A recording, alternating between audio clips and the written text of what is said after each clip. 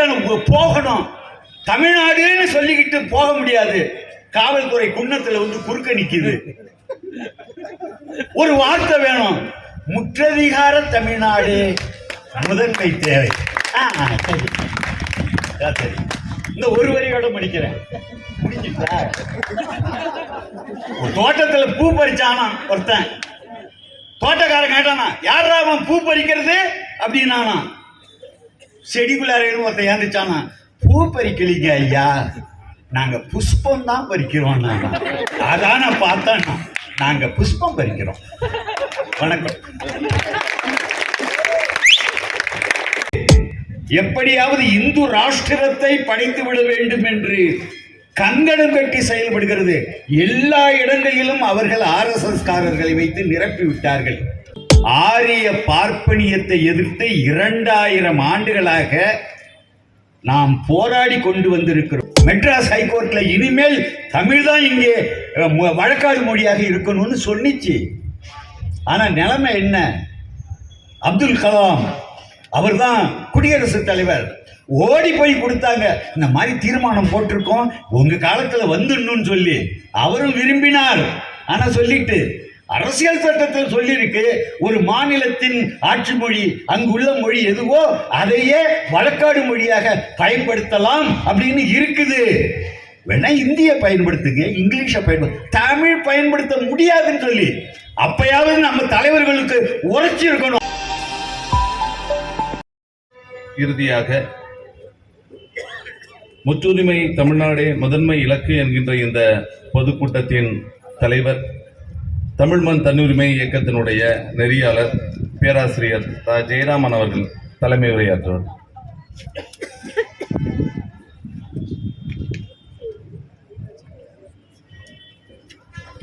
என்னுடைய அன்பிற்குரிய மேடையில் இருக்கும் ஆளுமைகளே, இந்த அரங்கிலே பொதுவெளியிலே அமர்ந்திருக்கக்கூடிய தமிழ் தேசிய ஆளுமைகளே, அறிஞர்களே, பெருமக்களே,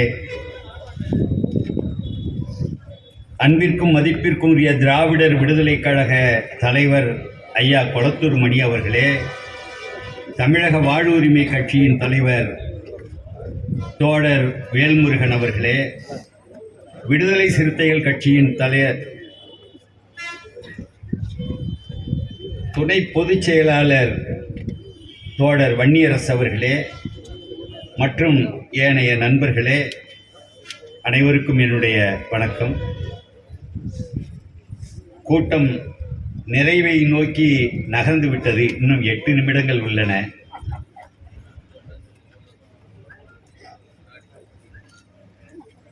இந்த பரப்புரை பேரணி மிகப்பெரிய வெற்றியை பெற்றிருக்கிறது.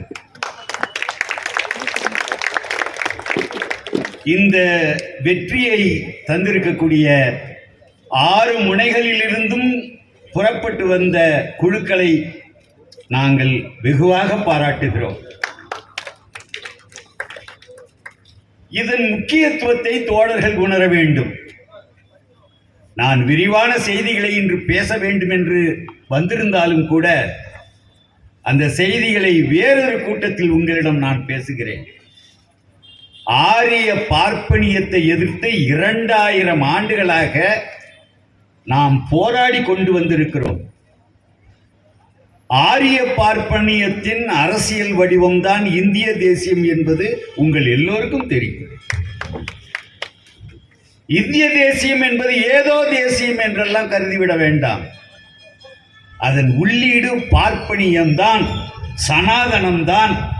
அதன் அரசியல் வடிவம்தான், சனாதனத்தின் அரசியல் வடிவம்தான் இந்திய தேசியம். இப்பொழுது அது கிட்டத்தட்ட வெற்றி கோட்டை தொடும் நிலையில் வந்திருக்கிறது. 1925 உருவாக்கப்பட்ட RSS அதனுடைய நூற்றாண்டில் இந்த ஆண்டு எப்படியாவது இந்து ராஷ்டிரத்தை படைத்து விட வேண்டும் என்று கங்கணம் கட்டி செயல்படுகிறது. எல்லா இடங்களிலும் அவர்கள் RSS காரர்களை வைத்து நிரப்பி விட்டார்கள். ஒரே நாடு, ஒரே மொழி, ஒரே பண்பாடு என்று இந்துத்துவ பண்பாட்டை அவர்கள் நிறுவுவதில் கிட்டத்தட்ட வெற்றி பெற்றிருக்கிறார்கள். கடந்த காலத்திலே இந்த தமிழினத்திற்கு எவ்வளவோ வாய்ப்புகள் தோன்றி கிடைக்காமல் காணாமல் போயிருக்கின்றன. ஆங்கிலேயர்கள் காலத்திலே 1943 பேராசிரியர் கூப்லேண்ட்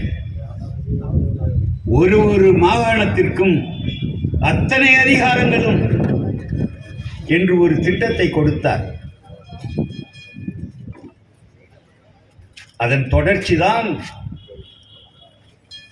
அபுல் கலாம் ஆசாத்தின் திட்டம், கேபினட் தூதுக்குழுவின் திட்டம் எல்லாம் கை நழுவி போனது. ஜவஹர்லால் நேருவின் அப்ஜெக்டிவ் ரெசல்யூஷன் என்பது 1946 இந்திய அரசியல் சட்டம் எழுதும் போது அவர் சொன்னது, இனிமேல் மாகாணங்கள் எல்லாம் ஆட்டானமஸ் ஸ்டேட்டஸ் உள்ளது. எஞ்சிய அதிகாரம், அதாவது மத்திய பட்டியல், மாநில பட்டியல், பொதுப்பட்டியல்னு பேசுறமே, சொல்லப்படாத ரெசிஜரி பவர்ஸ் அத்தனையும் மாகாணங்களுக்கு.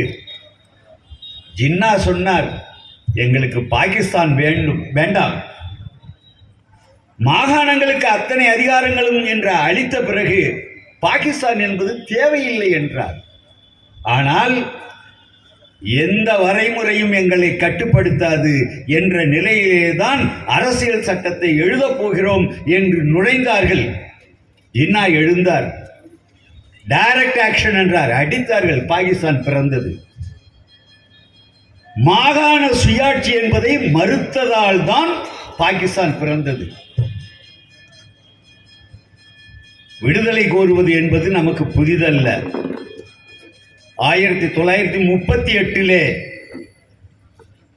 தமிழர் படை ஆகஸ்ட் 1 புறப்பட்டு 42 நாட்கள் பயணித்து இந்தி திணிப்பை எதிர்த்து 234 கிராமங்கள் வழியாக 60 நகரங்கள் வழியாக செப்டம்பர் 11 திருவல்லிக்கேணி மெரினா பீச்சில் மாபெரும் பொதுக்கூட்டம் ஏற்பாடு செய்தவர் பெரியார். பெரியாருக்கு தெரியும் எதை எப்படி செய்யணும்னு. தமிழ்நாடு தமிழருக்கே என்ற முழக்கத்தை அதற்கு வருகை தந்திருந்த மறைமலை அடிகளிடம் கொடுத்து, தமிழ் அறிஞரிடம் கொடுத்து முன்மொழிய சொன்னார். பெரியார் பெரிய சூத்திரதாரி. அந்த தமிழ்நாடு தமிழருக்கே என்பதை வழிமொழிந்தி பேசினார் பெரியார். 73 வரை தனிநாடு கோரிக்கையை முன்னெடுத்தார். 59 1995 இறப்பு வரை பாவலரேறு பெருஞ்சித்திரனார் அக்கோரிக்கையை வலியுறுத்தி களமாடி இருக்கிறார்.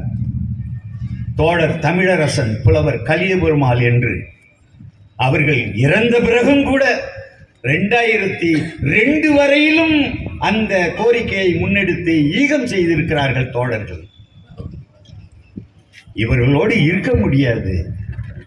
இந்தியம் என்பது பார்ப்பனியம், அதிலிருந்து விடுபடுவதுதான் விடுதலை என்பது.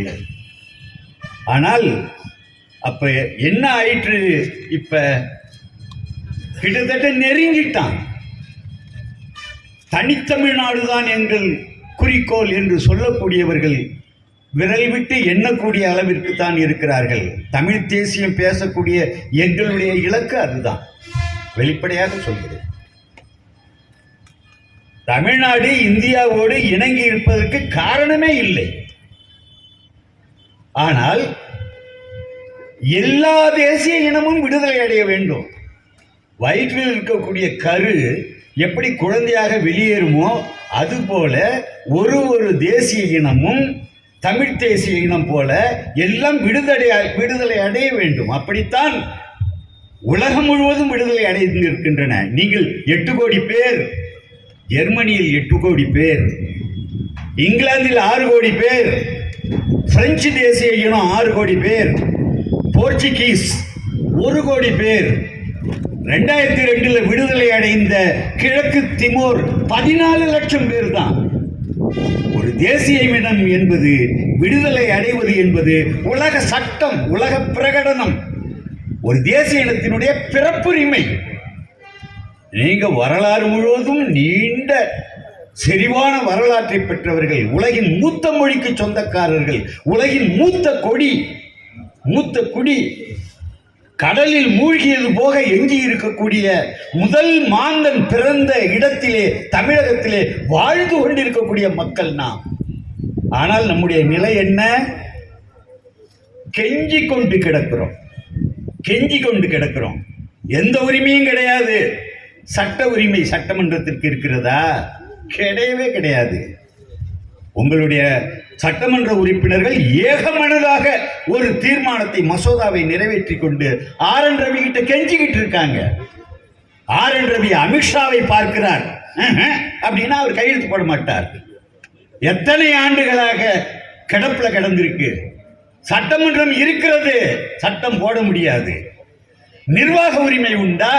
ஆர்.என். ரவி தான் இங்கு நிர்வாக தலைவர். கூட்டம் போட்டு சொல்றாரு, IPS IAS எல்லாம் இங்க வாங்க உட்காருங்க. நீங்க மத்திய அரசின் பணியாளர்கள். மாநில அரசுக்கும் மத்திய அரசுக்கும் ஒரு பிரச்சனை வந்தா நீங்க மத்திய அரசின் பக்கம்தான் நிற்க வேண்டும் என்று அவர் சொல்லுகிறார். நினைச்சா நம்ம செஞ்சிட முடியுமா? மொழி உரிமை இருக்கிறதா? நெஞ்ச நிமித்திரமே. தமிழ்நாடு சட்டமன்றம் ஏகமனதா தீர்மானம் போட்டுச்சு.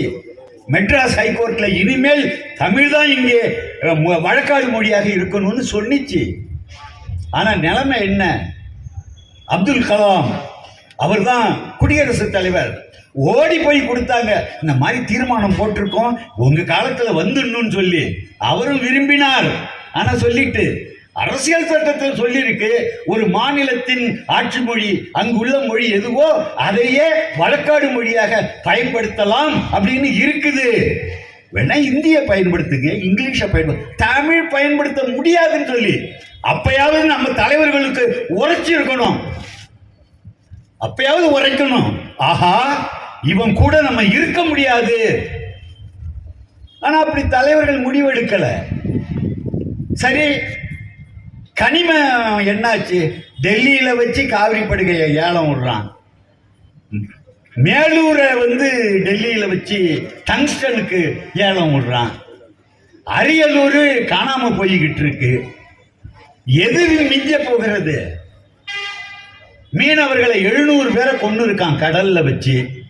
கடிதம் கடிதம் கடிதம். தமிழ்நாடு முதலமைச்சர் கடிதத்திற்கு மேல் கடிதம் எழுதி கெஞ்சுவது. 700 பேர். நம்மள்கிட்ட கப்பற்படை கிடையாது, ஒரு படையும் கிடையாது. அவங்கிட்ட தான் கெஞ்சி ஆகணும். அப்படி என்றால் தமிழ்நாடு அரசிடம் என்ன அதிகாரம் இருக்கிறது? பட்டியல் இருக்குது. ஒன்றிய பட்டியல் 100 அதிகாரம், மாநில பட்டியல் 61 அதிகாரங்கள், பொதுப்பட்டியல் 52.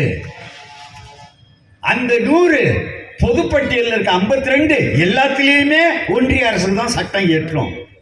பொதுப்பட்டியல்ல தமிழ்நாடு அரசும் கையை வைக்கும், ஒன்றிய அரசும் கையை வைக்கும், தமிழ்நாடு அரசு கையை எடுத்துக்கணும். அது அவனுது. இந்த 61 அதிகாரம் கொடுத்திருக்காங்களே, அதுலேயும் தேச முக்கியத்துவம் வாய்ந்ததுன்னு கருதுனா எடுத்துக்குவானா? ஐயா, நியாயம் நமக்கு அரசியல் சட்டத்தில் கூட வழங்கப்படவில்லை.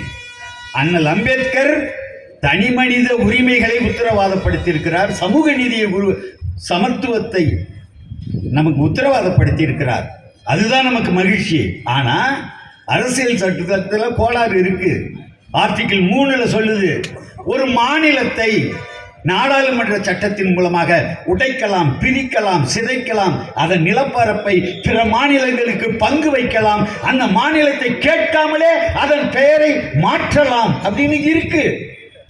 அதை ஏத்துக்கிட்டு தான் இங்க எம்எல்ஏ இதுக்கு போறாங்க, அதை ஏத்துக்கிட்டு தான் MP இருக்கிறாங்க, அதை ஏத்துக்கிட்டு தான் மினிஸ்டர்ஸா இருக்கிறாங்க.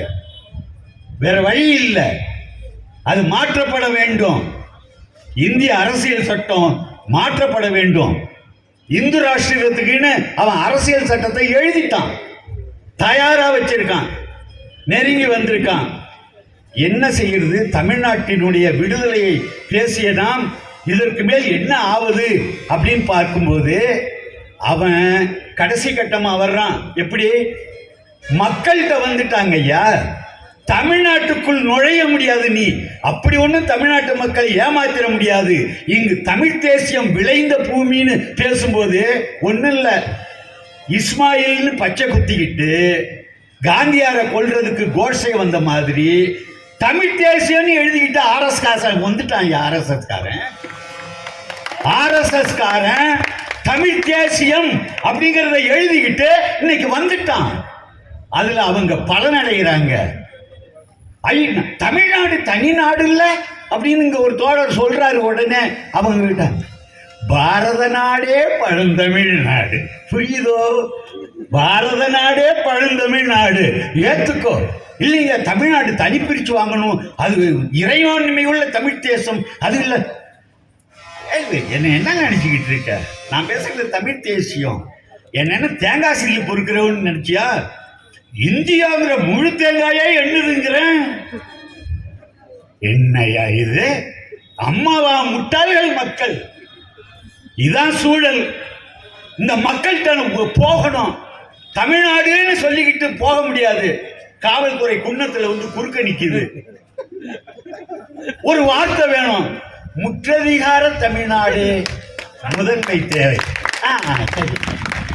சரி, இந்த ஒரு வரியோட முடிக்கிறேன். முடிஞ்சுட்டா? தோட்டத்துல பூ பறிச்சானா ஒருத்தன். தோட்டக்காரன் கேட்டானா, யாரா அவன் பூ பறிக்கிறது அப்படின்னானா. செடிக்குள்ளார ஒருத்தன் ஏந்துச்சானா, பூ பறிக்கலிங்க ஐயா, நாங்க புஷ்பம் தான் பறிக்கிறோம். அதான பார்த்தா நாங்க புஷ்பம் பறிக்கிறோம். வணக்கம்.